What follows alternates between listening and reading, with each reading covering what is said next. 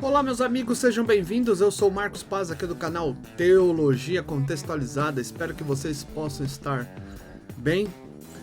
Estamos dando sequência a uma série de vídeos com exposições no Novo Testamento. Você que tem acompanhado, a gente trabalhou a última exposição, o Evangelho de Jesus Cristo em meio ao Império Romano. A gente fez uma exposição de modo bem peculiar, nas quais nós vamos voltar a essa temática para trabalhar dentro dos sinóticos todos os elementos que envolvem a vinda de nosso Senhor Jesus Cristo. Então a gente vai trabalhar essa questão bem assentada com vocês. E no vídeo de hoje, na exposição de hoje, nós vamos trabalhar o período político do Novo Testamento, a partir de Lucas capítulo 2, versículo de número 1. Mas antes eu quero pedir para você compartilhar, deixar o seu like, apertar lá o botão lá de curtir, deixa seu like, compartilha com mais pessoas para a gente poder alcançar mais pessoas e elas poderem ser edificadas. E não deixe de compartilhar, tira um tempo lá para escrever lá as suas impressões e também quiser deixar alguma temática para a gente poder trabalhar em cima do Novo Testamento, a gente vai olhar, responder e, na medida do possível, procurar trazer vídeos aí que possa edificar a vida de vocês. Então, sem mais delonga, então nós vamos trabalhar essa questão do período político do Novo Testamento, baseado lá em Lucas, capítulo 2, a partir do versículo de número 1. O texto sagrado diz o seguinte: naqueles dias foi publicado um decreto de César Augusto, convocando toda a população do império para recensear-se. Então, é necessário a gente parar para pensar um pouco nesse movimento do Novo Testamento. Alguns ignoram o fato do Novo Testamento ter um contexto muito rico de detalhes que não podem ser ignorados. Talvez alguns são mais de linha prática, então acabam não se atendo à importância que tem esse momento, que é o período político, que a gente vai tratar. Porque Cristo Jesus, ele vem num cenário em que há o desenvolvimento social, político, religioso das nações, inclusive o povo de Israel. E diante desse fato, o texto de Lucas, ele vai fazer uma apuração muito bem detalhada. Lucas é um evangelho que apresenta alguns fatos diferentes de Mateus e Marcos e de João, embora os sinóticos apresentam muitas semelhanças, mas tem alguns detalhes que Lucas ele apresenta diferente de Mateus, Marcos e João. E aqui a gente precisa parar para pensar um pouco, porque o texto fala: naqueles dias foi publicado um decreto de César Augusto. É muito comum as pessoas não parar para pensar que a história da humanidade, no seu ápice, Deus está no controle. Muitos acabam não percebendo isso, e eu quero trazer para vocês essa percepção a partir de uma profecia de Daniel, no capítulo de número 9, a partir do versículo 24 a 26. O texto sagrado, ele tem uma observação importante que nós precisamos levar em consideração. Por quê? Porque essa profecia, ela acontece na Babilônia, aonde os judeus estão cativos, foram levados para a Babilônia, você sabe muito bem disso, por causa da quebra da aliança e da desobediência à lei do Senhor. E por isso Deus os enviou a permanecer na Babilônia durante 70 anos, que é um período de disciplina. E em meio à Babilônia, também Deus disse para eles formarem família, trabalharem, buscarem ao Senhor e também orarem pela nação da Babilônia. E após esse período de 70 anos, eles retornariam para Israel. E a profecia de Daniel, ela está declarada num período de tempo angustiosos. Quando nós estamos falando de tempo, nós estamos falando de alguns desdobramentos que essa profecia coloca. Em primeiro lugar, você vai ter a reconstrução da nação de Israel. 70 semanas estão determinadas sobre o teu povo, sobre a tua santa cidade, para fazer cessar a transgressão, para dar fim aos pecados, para expiar a iniquidade, para trazer a justiça eterna, para selar a visão e a profecia e para ungir o Santo dos Santos. Sabe-se e entende, desde a saída da ordem para restaurar e para edificar Jerusalém, até ao ungido, ao príncipe, 7 semanas e 62 semanas.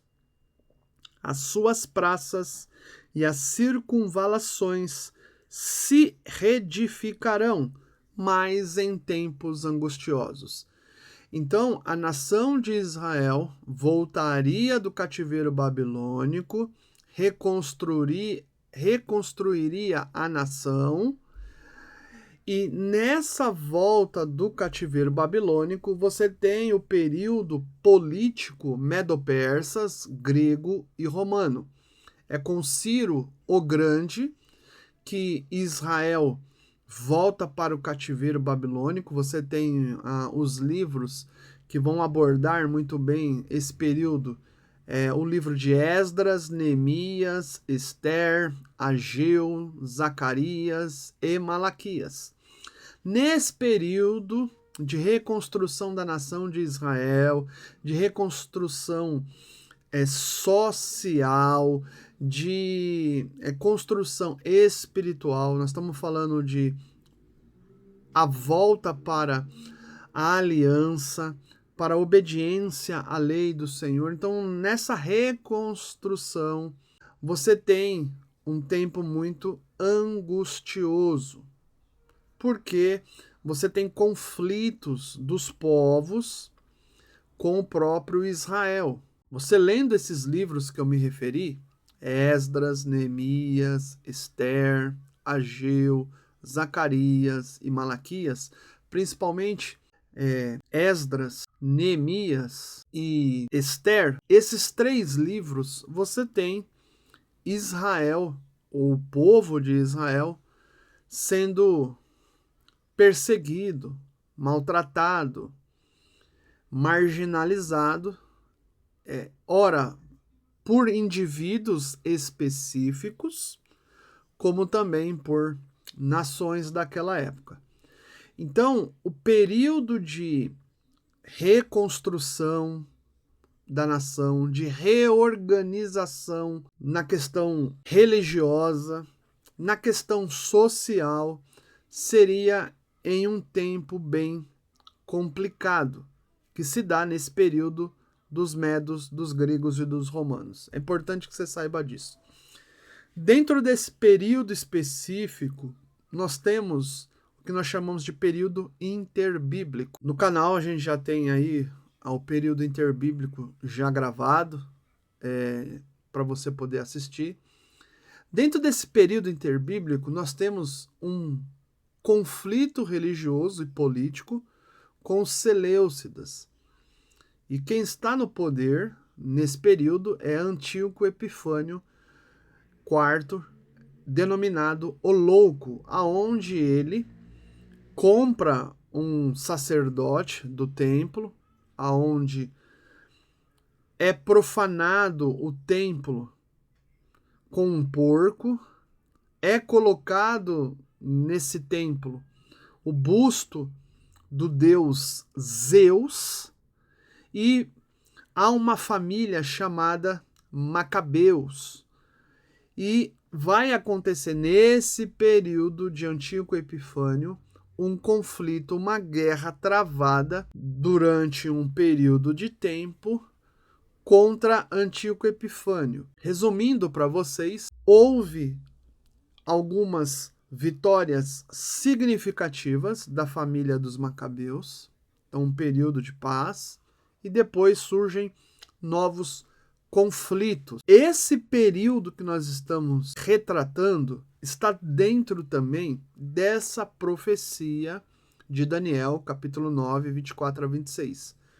Então o texto fala: em tempos angustiosos. Vão se reerguer? Vão se reerguer. Mas vai ter algumas dificuldades sociais travadas, pois esses povos, sejam os medo-persas, os gregos e os romanos, também trouxeram algumas complicações dentro desse período de reconstrução da nação de Israel, de reorganização espiritual de Israel, de reconstrução social, pois a nação ela estava vivendo um período muito conturbado. Nesse período de Antíoco Epifânio, você não tem profecias acerca a um silêncio específico, e você tem o povo na representatividade de Matatias. Depois você pode ler o livro de 1 Macabeus, que é um livro deuterocanônico, que é importante historicamente para você entender esse conflito dentro desse período religioso e político conflituoso entre os judeus e Antíoco Epifânio, né? Nessa dinastia seleucida, que vem dos generais gregos, e de 4 generais gregos, 2 tiveram uma preeminência, que foi os Seleucidas e os Ptolomeus, enfim. E diante desse conflito, surgem muitos morticídios.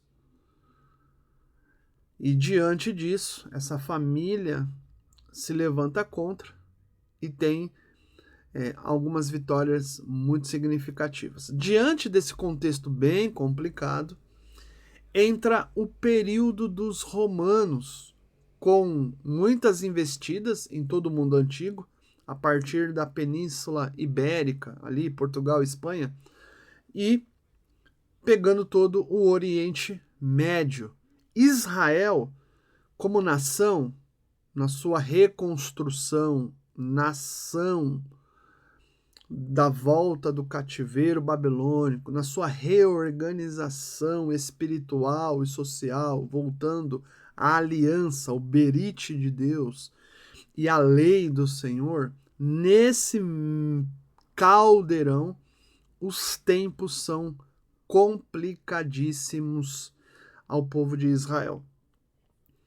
A gente está trazendo aqui para vocês um elemento sociocultural, político e religioso, porque esse movimento político ele vai se desdobrar em alguns pontos. E diante desse quadro, nós temos aí algumas questões.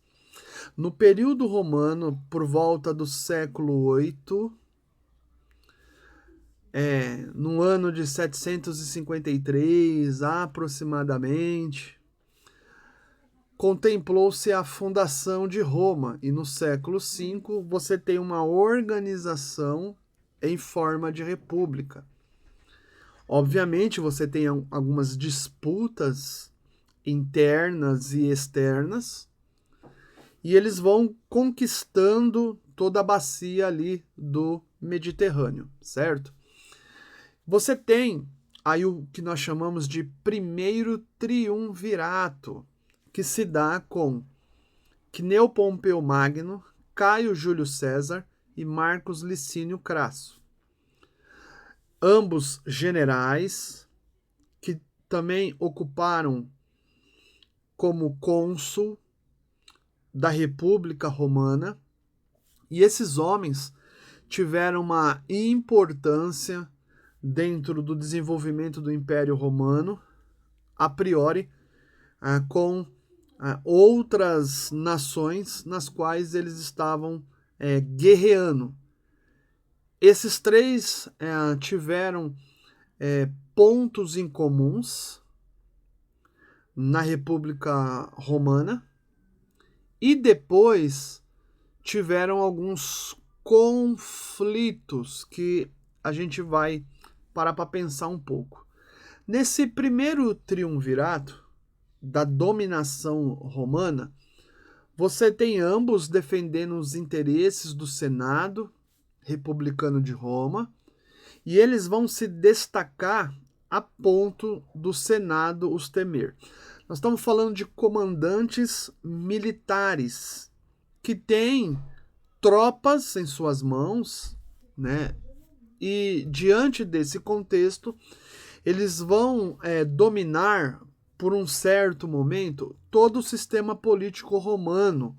E diante disso, eles também, pelas grandes conquistas militares, foram adorados pelo povo romano, porque trouxeram, de fato, alguns benefícios à República, para vocês terem uma ideia. Dentro desse cenário, esses três grandes romanos se unem por um tempo. Pompeu, Crasso e Júlio César, que é o mais comum, né, no nome e até dentro da história comum.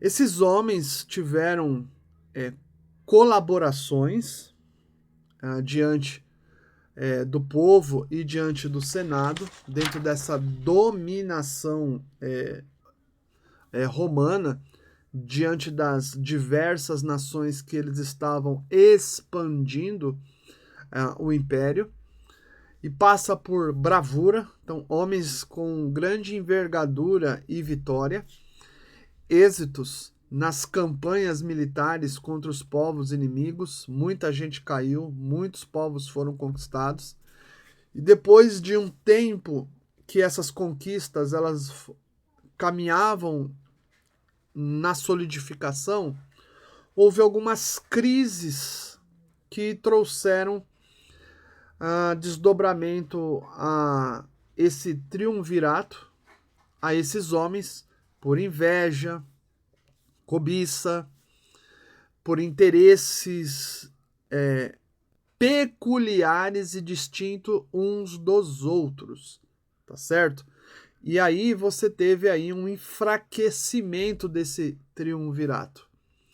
Diante dessas questões, houveram conspirações por poder e liderança do Estado romano, principalmente entre Júlio César e Pompeu.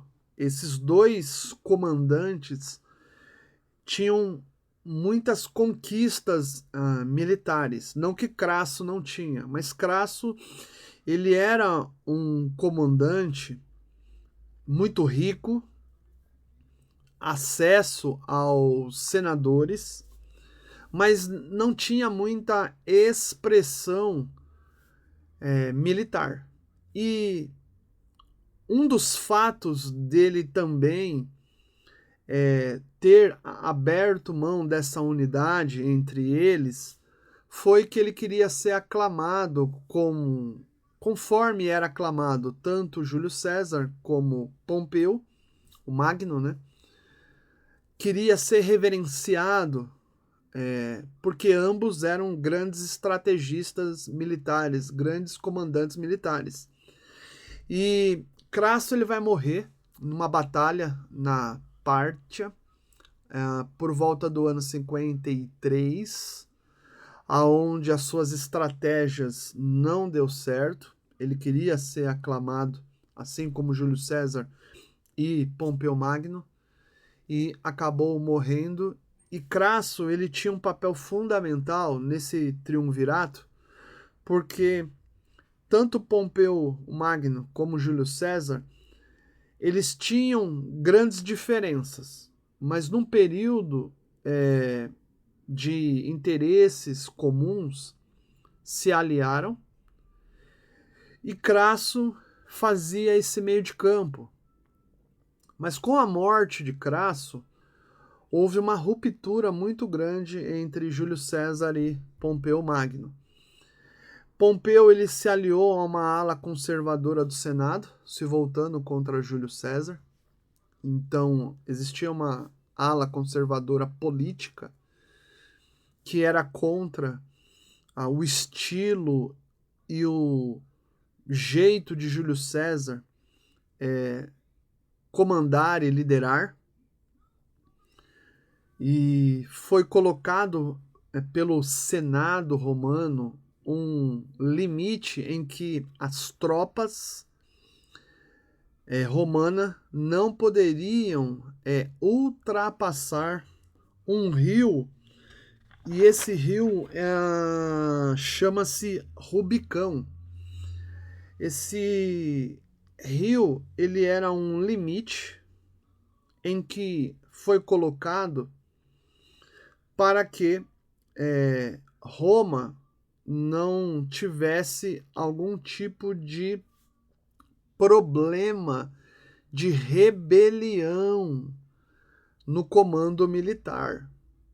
Então o Senado criou esse delimitador, só que Júlio César, como cônsul, foi afastado, pois o cônsul tinha um período de tempo específico, e perdendo esse título, esse cargo de cônsul, obviamente o Senado, que temia Júlio César por ser um homem muito bem destacado no comando dos exércitos romanos, eles temiam que ele virasse um ditador. E de fato ele virou um ditador posteriormente. Porque Pompeu também desejava o poder. E aliado com essa ala política conservadora do Senado, se revoltaram contra Júlio César, e Júlio César foi convocado para estar em Roma, e como comandantes sabiam que poderiam tramar a sua morte. Ele de fato chama o seu exército, convoca o seu exército e vai até Roma, ultrapassando a delimitação, avançando o rio Rubicão, atravessa esse limite colocado pelos senadores romanos, e aí se instala o que nós chamamos de uma guerra civil entre Júlio César e Pompeu Magno. E diante dessa configuração política, militar, essas conspirações, configurando essa guerra civil contra Pompeu e essa ala conservadora aí do Senado, Júlio César atravessa o rio Rubicão com o seu exército e tem uma vitória muito significativa, tornando-se então posteriormente aí o imperador e acaba ditando Roma como o governante. Pompeu ele vai morrer lá no Egito por volta do ano 48, onde também é assassinado. E diante disso, Júlio César vai governar Roma por volta do ano 49 a 44 antes de Cristo, tornando-se então ou legitimando-se, né, no poder. E diante desse poder, torna-se imperador de Roma. E alguns acontecimentos vão se desdobrando historicamente nesse período. Ele ainda é imperador romano, torna-se o principal comandante de toda Roma, e a partir daí você tem algumas diversificadas conspirações políticas contra Júlio César. Por volta aí do ano 49 a 44 ele está no poder, e aí há uma avalanche de acontecimentos e de vitórias, pois ele era um homem muito aclamado e adorado pelo povo romano. E por volta do ano 44 ele foi morto por senadores e principalmente alguns conspiradores. A história diz que aproximadamente uns 60 senadores lançaram facadas ou golpearam Júlio César. Nessa trama de conspiradores, você tem dois principais. O primeiro deles, Caio Cássio Longino, senador, e o segundo, comandante dos exércitos romanos e também político destacado, Marco Júlio Bruto. Há uma expressão na história dizendo até você, Brutus, porque Bruto chegou a ser um afiliado de Júlio César e foi traído por Marco Júlio Bruto. Claro, com interesses que envolvem questões políticas de ascensão e de manifestações de riqueza. Então, no ano 44 a.C., ele é morto dentro dessa conspiração que é feita. Então, vai cair aí então o primeiro triunvirato. Então, diante desse contexto, você tem Cneu Pompeu Magno, caiu. Marco Linício Crasso, caiu. E depois cai Caio Júlio César. Você tem então uma desfragmentação bem clara desse triunvirato que no início procurou serem unidos para defender os interesses de Roma, e a partir do momento em que esses interesses foram concluídos, algumas questões internas entre eles, que envolve vaidade, ego e uma série de conspirações, acabou trazendo aí toda essa situação terrível diante do contexto do primeiro tempo antes de Cristo. E aí você tem o povo de Israel vivendo nesse caldeirão como outras províncias, outras nações ali. Então você tem uma tensionalidade, dá para perceber o clima. Nesse período específico, surge o que nós chamamos de segundo triunvirato, entre o período de 43 a 32. Três pessoas também eminentes aí. Marco Antônio, comandante da cavalaria e do procônsul, né, que também se destacou. Marco Emílio Lepto, general e cônsul também da República Romana, e Caio Otávio, que é uma pessoa eminente que foi adotado por Júlio César, vem da casa de Júlio César, Caio Otávio, comandante militar e cônsul também dentro do Império Romano. Então, nós temos aí um problema grave, por quê? Porque Júlio César foi morto e ele era uma pessoa significativa para muitos senadores e também para o próprio povo romano. E diante desse contexto, esse triunvirato ele foi levantado para atenuar essa crise instalada dentro do contexto romano.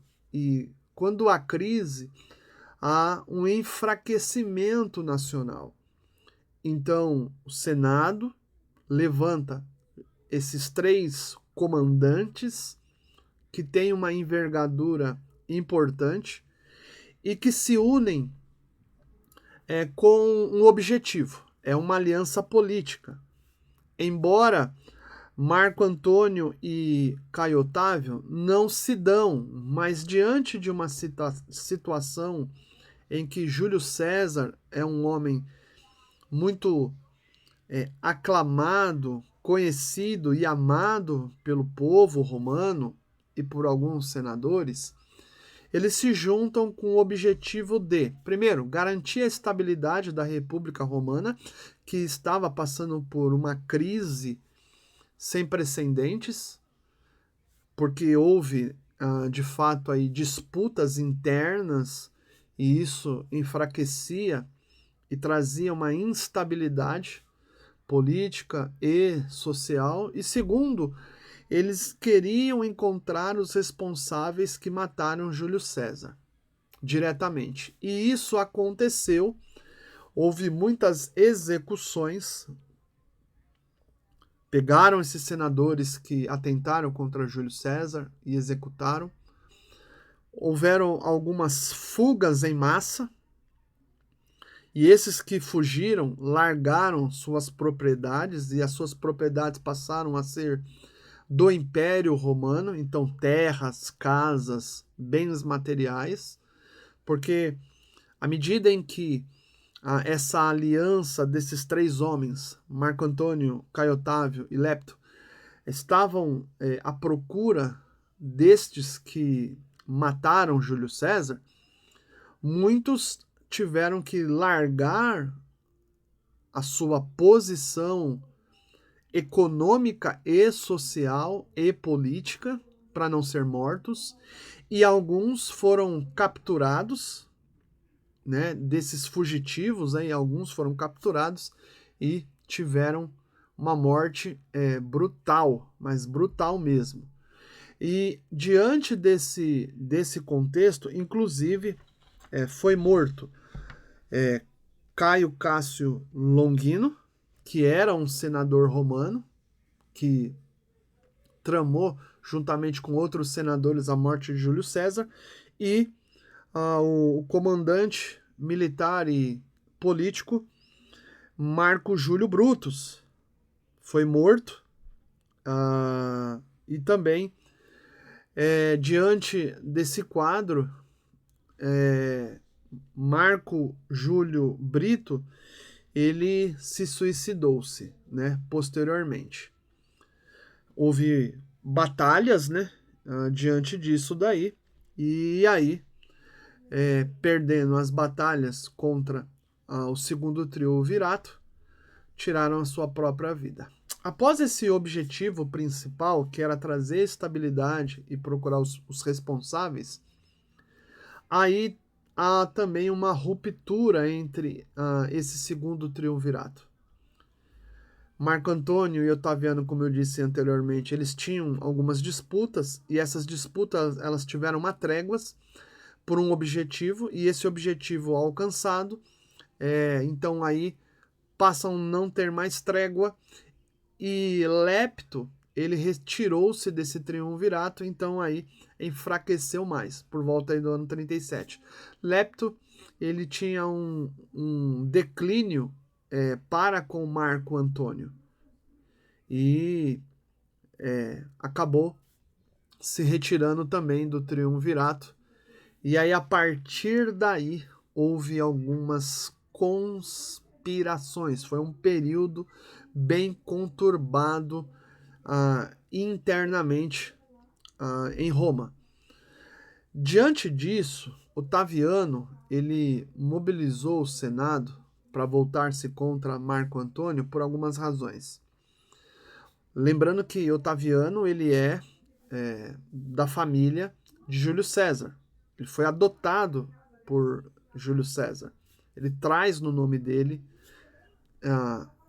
essa filiação. E Marco Antônio, ele foi casado com a irmã de Caio Otaviano. Só que Marco Antônio, ele tinha um relacionamento com a rainha do Egito, a Cleópatra. E ele abandona o relacionamento com a irmã de Otaviano, chamada Octávia. E Otaviano, diante dessa circunstância, ele vai até o Senado, muito bem preparado, com uma oratória, uma argumentação, dizendo que Marco Antônio ele não foi leal à República Romana por envolvimento, né, com o Egito, na pessoa de Cleópatra como a rainha do Egito. Na verdade, ele abandonou a sua família, Marco Antônio, que era casado com Otávia, largou a sua esposa, seus filhos, enfim, e se debandou para um relacionamento objetivo com Cleópatra. E aproveitando isso, o que acontece? Ele traz à tona ao Senado essa circunstância. E o que acontece? O Senado se volta contra Marco Antônio, declarando mais uma vez aí uma guerra civil, uma guerra entre os romanos, e isso vai causar algumas questões aí. Então, declarando guerra, o que acontece? No ano 31 a.C., Marco Antônio ele é derrotado pelas forças de Otaviano na Batalha de Ácio, e tanto Marco Antônio como Cleópatra, se refugiando, acabam se suicidando, deixando aí o caminho livre para Caio Otaviano poder estar assumindo o poder. Então você tem o segundo triunvirato também aí tendo rupturas. E aí, diante disso, ele assume a posição de imperador, Caio Júlio César Otaviano Augusto. Ele tem uma modificação no seu nome, Caio Júlio César Otaviano Augusto, e ele vai receber algumas nomeações que eu quero destacar com vocês, que são importantes. Deixa eu tirar aqui o bonequinho aqui para ficar mais fácil para você ver as datas. No ano 38, ele recebe o título de imperator, que é comandante militar, ou estar no comando militar. No ano 28, de príncipes, primeiro dos senadores. No ano 27, ele recebe o título como Augusto, que significa sagrado, uma marca de autoridade sobre a humanidade, como uma divindade. No ano 27, Imperium Proconsular Maius, autoridade sobre todas as províncias do Império. No ano 27, o título de Tribunícia Potestas, tribuno da plebe, com direito de veto sobre os magistrados e poder de convocar o Senado para sugestões de novas leis. Olha como está aumentando os poderes dele. No ano 12 a.C., Pontifex Maximus, sacerdócio ou sacerdote máximo. E no ano 2 a.C., Pater Patriae, pai da pátria, protetor do império. Então ele vai receber todos esses títulos que vocês estão acompanhando juntamente comigo. E aí vai marcar o fim da República Romana para uma fase imperial. Há uma mudança aí brusca aí com Caio Otaviano, que agora passa a ser chamado de César Augusto. Tá fazendo sentido para você? Então, quando a gente olha para Lucas, capítulo 2, versículo 1, César Augusto, há uma mudança. Você tem grandes acontecimentos históricos aqui. E Lucas, ele registra, de fato, aí algo importante dentro das escrituras sagradas. Vamos avançar um pouquinho com vocês, diante desse contexto. Deixa eu voltar aqui a figurinha. Aí. Então, Júlio César Otaviano Augusto está no poder e recebe também, posteriormente, uma outra nomenclatura. Por quê? Porque Júlio César ele recebeu pelo Senado, após a morte dele, o título de Júlio Divino. Então, Caio Júlio César Otaviano Augusto, ele vai fazer o quê? Ele vai colocar no seu nome, posteriormente, Caio Júlio César, filho do Divino. Então, ele também faz uma alteração no seu nome, se conclamando filho do Divino, porque Júlio César foi declarado com esse título de divino. E a partir daí, tendo essa declaração, você tem o ápice de alguém que está tendo autoridade sobre toda a humanidade naquele período. Vai vendo. É só você pegar depois um mapa aí na internet e você vai perceber tantas localidades geográficas que estão debaixo da tutela do Império Romano. E Caio Júlio César Otaviano Augusto é divinamente a autoridade sobre toda aquela humanidade, dentro desse título que é colocado por eles. Então você tem aí um contexto político, social e religioso, culturalmente muito forte. Tá percebendo? As manifestações que acontecem diante desse quadro, como César Augusto, filho do divino, e também posteriormente foi declarado também como Deus, dentro do governo dele, o que ele fez? Ele trouxe estabilidade, prosperidade, porque ele foi um bom governador dentro do período que esteve no Império Romano, como Pontífice Máximo.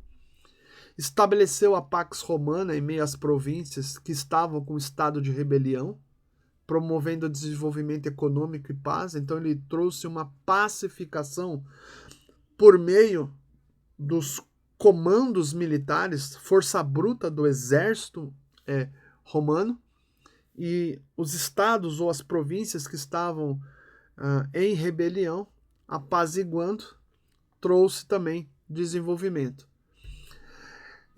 Colocou tropas em vários locais geográficos estrategicamente, tinha muitas legiões. Dá para perceber que economicamente o gasto era muito alto, difundiu a cultura romana entre as diversas culturas e nações existentes naquele período específico, nomeou procônsules, governadores, procuradores que prestavam contas e tinham também autoridade civil e militar por meio dos seus exércitos. Então não é à toa que você vai lendo alguns trechos do Novo Testamento e você vai percebendo, por exemplo, Pilatos, Quirino, aqui no próprio Lucas capítulo 2, no versículo 2, fala isso. O primeiro recenseamento foi quando Quirino era governador da Síria. Então, a questão da nomeação de um governador, de um procônsul, de um procurador, era também trazer estabilidade dentro das províncias e lealdade para com o Estado de Roma e ao Império Romano. Então, todos esses governadores, procônsuls, procuradores prestavam conta diretamente ao imperador. E se houvesse alguma disputa dentro dessas províncias, algumas rebeliões ou tentativas, eles exerciam militarmente muita dureza para manter, de fato, aí a estabilidade e o desenvolvimento social dentro do Império de César Augusto. Você tem ele criando um exército profissional, deu aos veteranos do exército romano, que tiveram muitas batalhas, enfim, quando licenciou eles, um bônus. Alguns foram colocados em algumas colônias nas diversas províncias romanas daquele tempo, onde podiam viver bem e influenciar os povos, né, a comunidade, o local, a serem leais a Roma. Você tem algumas questões disso no livro de Atos, quando Paulo ele vai até a cidade, se eu não me engano, de Filipos. E lá em Atos, você tem um carcereiro que se converte, para vocês terem uma ideia. E quando esse carcereiro se converte, ele e toda a sua família, né, na verdade, né, se convertem ao Senhor, ele tenta tirar a sua própria vida diante de uma situação que aconteceu, um terremoto, quando Paulo e Silas estão presos nessa prisão, e ele em alta voz diz para eles, principalmente para esse carcereiro, que estava trabalhando, enfim, ali, cuidando dos presos, para não tirar a sua vida, eles apresentam Jesus para ele, e de fato ele e a família dele venham crer em Jesus, e forma-se uma igreja lá naquela cidade, né? Isso está registrado em Atos capítulo 16. Você pode ler a partir do versículo 11 até o versículo 40, tá? E aí tem lá um trecho específico entre os versículos 27 a 34 de Atos capítulo 16. Então, dentro desse cenário que nós estamos falando, esses veteranos, eles eram licenciados e aí iam trabalhar, iam ser alocados em algumas outras funções e aí iam influenciar. Você tem aí também, dentro do governo de César Augusto, ele procurando melhorar a moral do povo. O povo romano era muito imoral. O contexto cultural dos romanos era complicado. Tá? A gente vai trabalhar isso posteriormente. Renovou a religião do Estado, construiu muitos templos, pois ele trouxe também a sua cultura politeísta, né? São vários deuses. Também inseriu o culto imperial em meio às províncias, adoração inclusive ao imperador como Dominus et Deus, Senhor e Deus. Se Júlio César ele é aclamado pelos senadores como divino, ele sendo filho do divino, ele também faz ou cria, né, na verdade, em meio às províncias romanas, essa forma de prestarem adoração ao imperador como Senhor e Deus. Diante desse contexto, é interessante a gente pensar, porque quando Jesus ele é pregado, ele é declarado aos povos, às províncias daquela época, você tem uma reação contrária ao cristianismo, porque Senhor e Deus era voltado para os imperadores romanos. E aí você tem um grupo de pessoas pregando que o imperador romano não é Senhor e não é Deus, e sim Cristo Jesus. Você imagina como era o ambiente dentro desse contexto cultural. Todas as religiões naquele período, elas eram aceitas. O cristianismo em específico, ele era marginalizado entre as províncias. Por isso que havia muita perseguição. Então essa cultura do culto imperial, de adorarem o imperador e considerarem o imperador como Senhor e Deus, isso é instituído nesse período aí de César Augusto, que posteriormente, depois que Jesus cumpriu a sua missão na cruz, ressuscitou, ascendeu aos céus, veio o Espírito Santo, e aí a igreja começa a proclamar, a partir do livro de Atos dos Apóstolos, a gente vai falar muito sobre isso, você vai perceber os ambientes culturais sendo abalados pelo poder do Evangelho de nosso Senhor Jesus Cristo, destronando esse título demoníaco que foi instituído pelo Império Romano, essa potestade que foi sendo criada ao longo do tempo ali naquele cenário. Olha que interessante. Então, o Evangelho ele vai destronar alguns ambientes. O ambiente político, o ambiente econômico, o ambiente religioso e o ambiente social. Aonde você tem elementos ali de não só de paganismo, mas de muitas trevas, de escurecimento. E aí vem o Evangelho, as boas novas do reino de Deus, pela pessoa de Cristo, usando a igreja no poder do Espírito Santo, revelando e as pessoas se alegrando e saindo de tudo aquilo que estava as oprimindo. A gente vai trabalhar um pouco sobre isso. Percebe? Então, dentro desse período histórico político, baseado em Lucas capítulo 2, versículo 1, a gente viu todo esse desdobramento sociocultural, político e também algumas manifestações aí de conspirações, de lutas de poder e até de reformas e instituições de pontos que se desdobraram na frente e que o evangelho que foi pregado pela igreja bateu de frente com essa estrutura. Então, nesse período histórico político, o Império Romano, o imperador é o Otávio Augusto. Ele nasce no ano 63, morre no ano 14 depois de Cristo.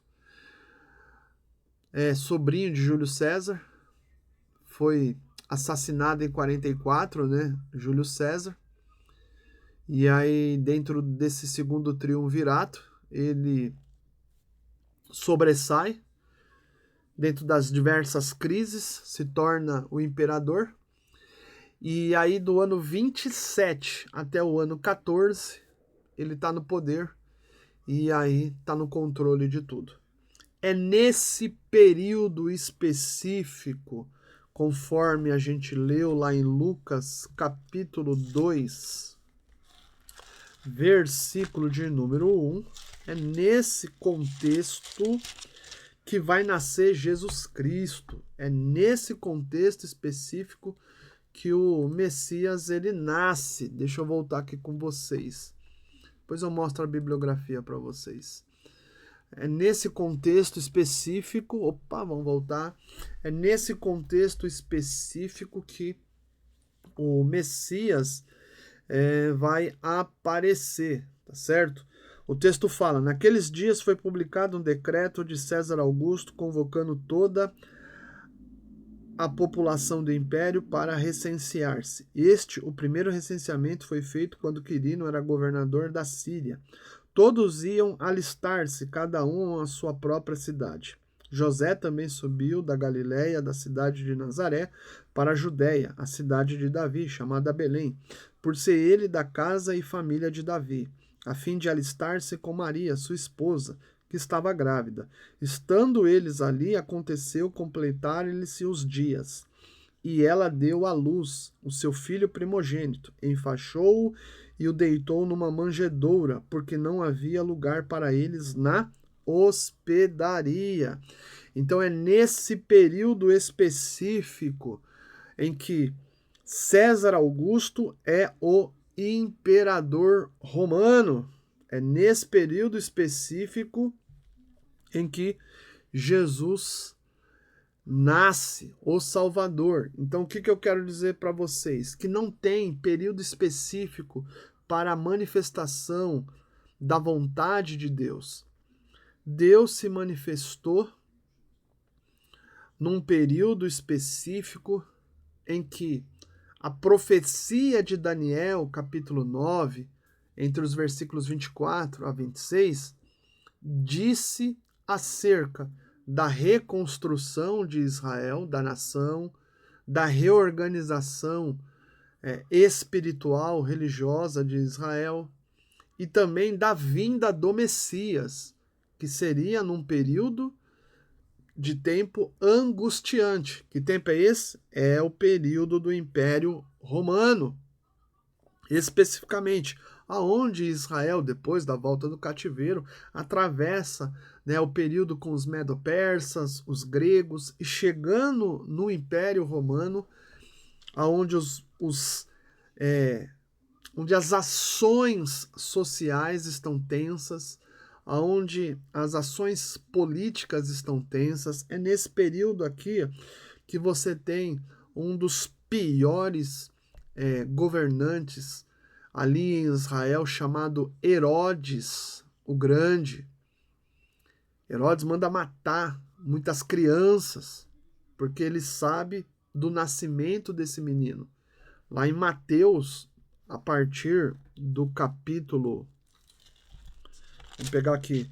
Mateus, a partir do capítulo 2, você tem alguns magos que saem do Oriente, vão até Jerusalém e vão até o Herodes. Herodes é uma pessoa conhecida do mundo antigo. E no versículo 3 de Mateus capítulo 2, o texto fala: tendo ouvido isso, alarmou-se o rei Herodes, e com ele toda Jerusalém. Se alarmou do quê? Se alarmou do que os magos falaram para ele.